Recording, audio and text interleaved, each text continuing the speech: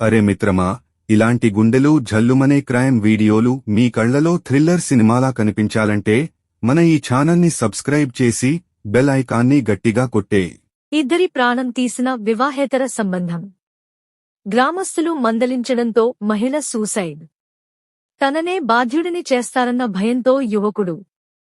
వివాహేతర సంబంధం విషయం తెలిసి గ్రామస్తులు హెచ్చరించడంతో పురుగుల మందు తాగి ఓ మహిళ ఆత్మహత్య చేసుకుంది.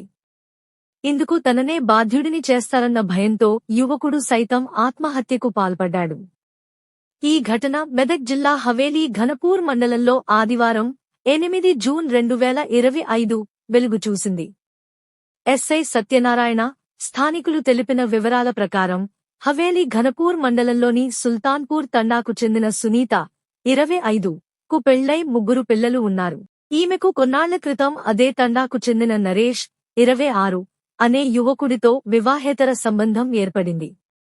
ఈ విషయం కుటుంబ సభ్యులకు తెలియడంతో కుల పెద్దల సమక్షంలో పంచాయతీ పెట్టి నరేష్కు 2.5 లక్షల రూపాయలు జరిమానా విధించడంతో పాటు ఇక మీదట ఇద్దరూ కలుసుకోవద్దని హెచ్చరించారు.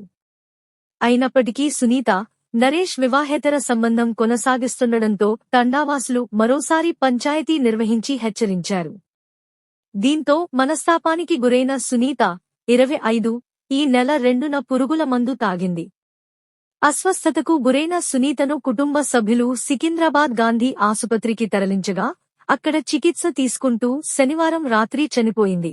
ఈ విషయం తెలుసుకున్న నరేష్ సునీత మృతికి తననే బాధ్యుడిని చేస్తారన్న భయంతో ఆదివారం సాయంత్రం మండల పరిధిలోని లింగ్సాన్పల్లి తండాకు వెళ్లి ఉరివేసుకుని ఆత్మహత్య చేసుకున్నాడు.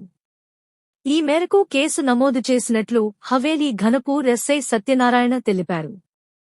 మృతదేహాలను పోస్ట్ మార్టం నిమిత్తం ప్రభుత్వ ఆసుపత్రికి తరలించారు. ఈ ఘటన జూన్ 8, 2025న జరిగింది. స్థానిక వార్తల ప్రకారం సునీత భర్తతో కలహాలు, మద్యపానం వల్ల గొడవలు తీవ్రమవుతున్నాయి.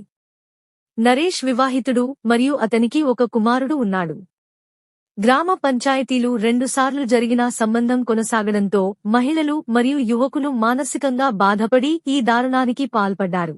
స్థానికులు ఈ ఘటనపై ఆగ్రహం వ్యక్తం చేస్తూ గ్రామంలో మహిళల భద్రతపై చర్చలు జరుగుతున్నాయి. నివారణ చర్యలు, సలహాలు. 1. వివాహేతర సంబంధాలు, కుటుంబ కలహాలు తలెత్తినప్పుడు మానసిక సలహా నిపుణులు లేదా కౌన్సెలింగ్ సేవలను సంప్రదించాలి. 2. గ్రామ పంచాయతీలు, కుల పెద్దలు వివాదాలను సామరస్యంగా పరిష్కరించేలా మార్గదర్శనం అందించాలి.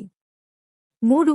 మహిళలు, యువకులు అనుమానాలు, ఒత్తిడి ఎదుర్కొంటే 181 మహిళా హెల్ప్ లైన్ లేదా 100 పోలీస్ కు సంప్రదించాలి. 4. మానసిక ఆరోగ్య సమస్యలు, ఆత్మహత్య ఆలోచనలు వచ్చినప్పుడు 104 హెల్ప్ లైన్ కు కాల్ చేయాలి.